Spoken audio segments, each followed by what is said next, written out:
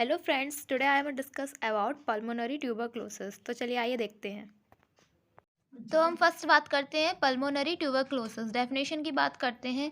Pulmonary tuberculosis is a contagious bacterial infection that mainly involves the lungs but may spread to another organ. Means pulmonary tuberculosis is a contagious means ये contagious means होता है ऐसी disease जो कि 1 person to another person में हो रही है, उसको हम बोलते हैं contagious bacterial infection. Okay, then इसके बाद infection that mainly involve the lungs but may spread to another organ. Means इसका ये मतलब है जो मेनली लंग्स को अफेक्ट करता है और वो जो दूसरे ऑर्गन में भी स्प्रेड हो जाता है, जो फैल सकता है, उसको स्प्रेड को हम बोलते हैं फैल सकता है.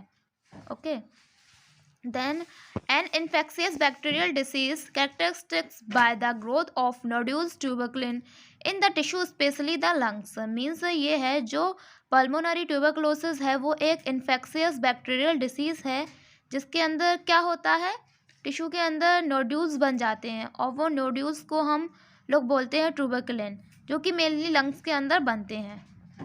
अब हम बात करते हैं कॉजेज एटियोलॉजी. फर्स्ट हम देखते हैं pulmonary tuberculosis is cause by Mycobacterium tuberculosis. जो पल्मोनरी ट्यूबरक्लोसिस होता है वो कॉज होता है मायोबैक्टीरियम ट्यूबरक्लोसिस से. सेकंड हम बात करते हैं by air droplet coughing and sneezing. हम लोग कफिंग और स्नीजिंग करते हैं, उससे भी फैल सकता है. उसमें जो एयर ड्रॉपलेट होते हैं उससे भी हम लोगों को पल्मोनरी ट्यूबरक्लोसिस होने के चांसेस होते हैं. देन लास्ट बात करते हैं by close contact with infected person. जो इन्फेक्टेड पर्सन होगा उससे क्लोज कॉन्टैक्ट बनाएंगे तो उससे भी हम लोगों को पल्मोनरी ट्यूबरक्लोसिस हो सकता है. रिस्क फैक्टर की बात करते हैं तो किन किन पर्सन को हाई चांसेस होते हैं पल्मोनरी ट्यूबरक्लोसिस के. तो फर्स्ट हम बात करते हैं माल न्यूट्रिशन.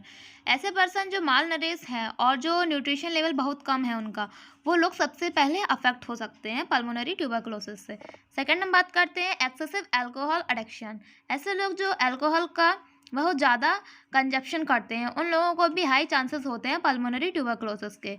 इम्यूनोसप्रेसिव क्लाइंट, ऐसे पर्सन जिनका इम्यूनो सिस्टम वीक है और वो होते हैं इम्यूनोसप्रेसिव क्लाइंट, इनको भी हाई चांसेस होते हैं पल्मोनरी ट्यूबरक्लोसिस के. Poor health children under 5 as.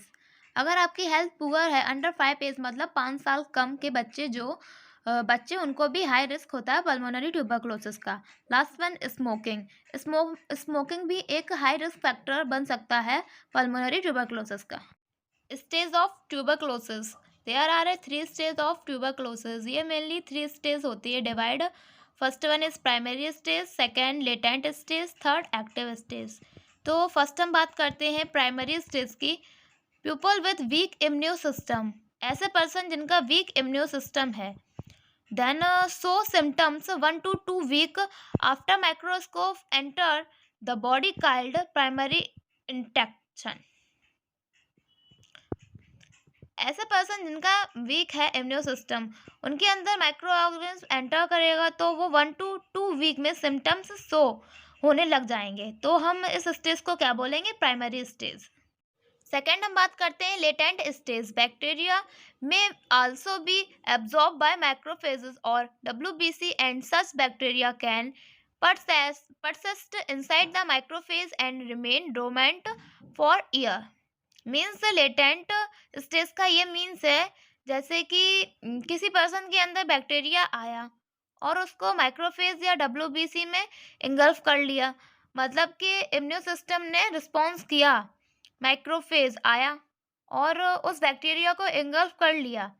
तो ये जो बैक्टीरिया है उस माइक्रोफेज में पड़ा रहेगा सालों तक.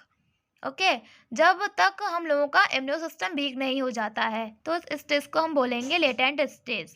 बैक्टीरिया बॉडी में तो है लेकिन माइक्रोफेज कवर किए हुए है. देन इसमें नो सिम्टम्स है एंड नॉट कम्युनिकेबल है. देन हम थर्ड बात करते हैं active stage.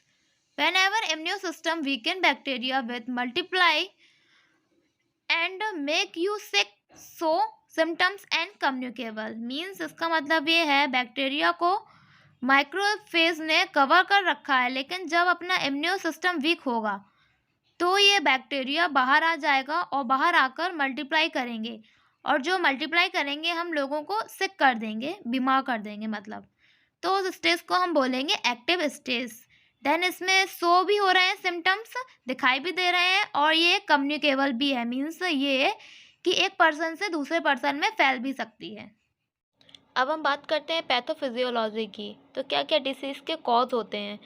Due to any cause, example droplet nuclei, किसी भी कारण की वजह से। देन जैसे कि जो एग्जांपल है ड्रॉपलेट न्यूक्लियाई, जो कि एक हेल्दी पर्सन है उसे स्नीजिंग और कफिंग हो जाती है। देन उसके बाद bacteria transmitted to alveoli deposits and multiply, वो लंग्स के एल्वुलाई तक जाएंगे एंड एल्वुलाई में जाकर डिपोजिट हो जाएंगे और मल्टीप्लाई होना चालू कर देंगे। Body immuno response stimulate, body का जो इम्यूनो सिस्टम स्टिमुलेट हो जाएगा, बॉडी को इम्यूनो सिस्टम एक्टिवेट होगा और वो वहाँ पे भेजेगा। Macrophage comes and destroy many bacteria and normal tissue. Macrophage को ये आप लोगों ने पढ़ा होगा, ये इम्यूनो सेल होते हैं, वो बैक्टीरिया को किल करने के लिए आएंगे। माइक्रोफेज आएगा बैक्टीरिया को डिस्ट्रॉय करने, और वो जो बैक्टीरिया को डिस्ट्रॉय करते करते साथ में कुछ जो नॉर्मल टिश्यू को डैमेज कर देगा। Dead bacillus and live masses surrounding by microphage gains tubercle, जो डेथ बैसिलाई जो बैक्टीरिया में मर चुके हैं और जो लाइव मासेस जो टिश्यू डैमेज हुए हैं, इन दोनों को ही माइक्रोफेज सराउंड कर लेंगे और इसको हम बोलते हैं गैंस ट्यूबरकल। नेक्रोटिक तो आपको पता ही होगा, necrotic means cell and tissue की डेथ हो जाना। Okay, necrotics degeneration occurs production of cavity filled with cheese-like mass of tuberculin, bacillus, death, WBC and narcotics tissue, necrotic tissue। तो जब बैक्टीरिया को किल कर रहे होंगे माइक्रोफेज, तो एक नॉर्मल जो टिश्यू भी किल हो जाएंगे। ओके, और जो नेक्रोसिस की कंडीशन आ जाएगी, उससे एक खाली कैविटी का प्रोडक्शन होगा। ठीक है, उसके बाद जो नॉर्मल टिश्यू डैमेज हो रहे हैं, नॉर्मल सेल डैमेज हो रही है, तो वहाँ पर कैविटी बन जाएगी और वो कैविटी फिर भर जाएगी चीज़ लाइक मास से, जो कि किससे बने हुए हैं? बैसिलाई एंड WBC और नेक्रोटिक टिश्यू, और इन्हीं सबको हम बोलेंगे pulmonary tuberculosis. Okay, then pathology थोड़ी हार्ड है, एक बार और आप पढ़ना तो समझ में आ जाएगी आप लोगों को।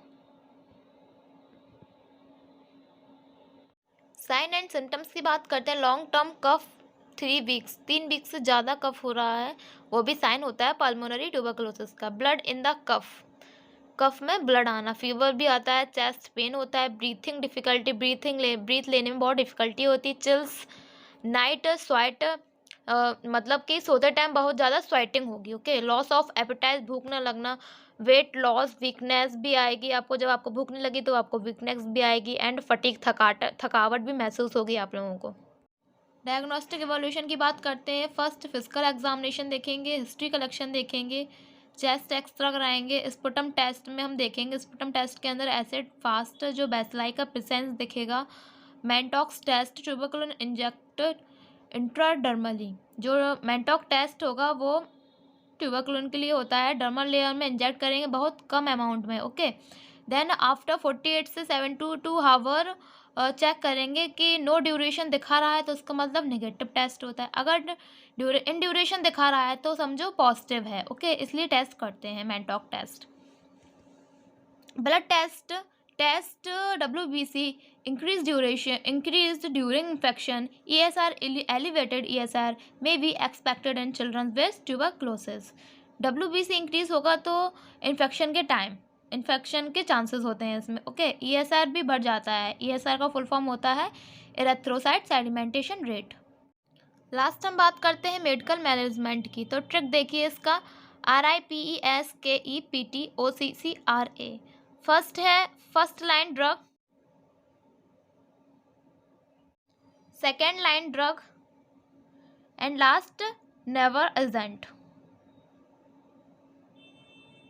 Dots directly observe treatment short course. Dots एक थेरेपी है, वो नंबर ऑफ ट्यूबरकुलोसिस को कम करने के लिए, रिड्यूस करने के लिए काम आती है। ओके, देखिए यही लिखा है, DOTS is a strategy use to reduce the number of tuberculosis, reduce करती है causes. In DOTS health care worker observe patient as they take their medicine. जो हेल्थ केयर वर्कर होंगे उनको ऑब्जर्वेशन में पेशेंट को मेडिसिन दी जाएगी उनके observation में, ठीक है। और ये डॉट्स का एक 6 मंथ का कोर्स भी होता है, देन एक 9 मंथ का भी कोर्स होता है। तो इसमें डेली फॉर 2 मंथ में ये मेडिसिन दी जाती है एंड 4 मंथ में ये मेडिसिन दी जाती है।